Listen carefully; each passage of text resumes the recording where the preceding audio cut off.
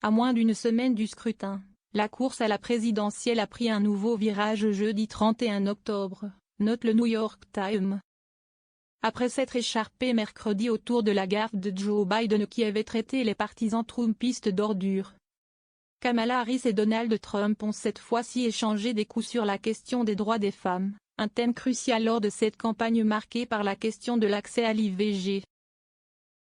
Une manière pour les deux candidats de s'infliger mutuellement des blessures politiques qui mettront des jours à guérir au moment même où les Américains commencent à voter, remarque le quotidien new-yorkais. Alors que la candidate démocrate se trouvait jeudi en campagne dans deux États pivots, le Nevada et l'Arizona, son équipe a fait circuler un passage d'un meeting de Donald Trump datant de la veille où il se moquait de ses propres conseillers lui demandant d'arrêter de se présenter en protecteur des femmes. « Je vais le faire que cela plaise ou non aux femmes », avait alors répliqué Donald Trump. Une phrase qui résume le gender gap. Sans apparemment le vouloir, mais sans pouvoir s'en empêcher, Trump a, avec cette phrase, résumé le gender gap. L'écart entre les sexes qui définit la course à la présidentielle de 2024, remarque le Washington Post. Harris est populaire auprès des femmes, notamment blanches, ce qui est clairement lié au fait que l'accès à l'avortement a été un élément central de la campagne électorale.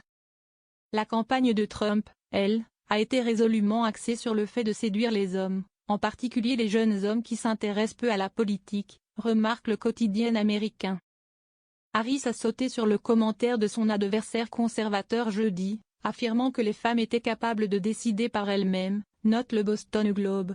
En meeting à Phoenix en Arizona, elle a accusé Trump de ne tout simplement pas respecter la liberté et l'intelligence des femmes pour savoir ce qui est le mieux pour elles. « Nous faisons confiance aux femmes », a proclamé Kamala Harris. Elle a plus tard répété ses critiques à un autre meeting à Reno, dans le Nevada, un autre swing state.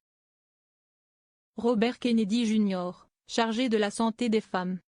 Avant de se rendre à Henderson dans le Nevada jeudi soir, Trump s'en est pris sur X à un soutien de la campagne d'Harris, Mark Cuban, qui avait remarqué quelques heures plus tôt lors d'un entretien sur ABC que l'ex-président ne s'entourait jamais de femmes fortes et intelligentes. Cuban a totalement tort, c'est un imbécile et un énorme loser, a-t-il écrit sur le réseau social. Arrivé dans le Nevada, il a donné une nouvelle ouverture aux démocrates en lançant l'idée que s'il remportait le scrutin, il attribuerait des responsabilités au sein de son administration à l'homme politique Robert Kennedy Jr., en lien avec la santé des femmes, rapporte le New York Times. Candidat indépendant à la présidentielle, Kennedy a fini par jeter l'éponge et à se rallier à Trump. Cet opposant au vaccin s'est pendant un temps dit favorable à des restrictions fédérales sur l'IVG après le 3e mois de grossesse, avant de changer d'avis.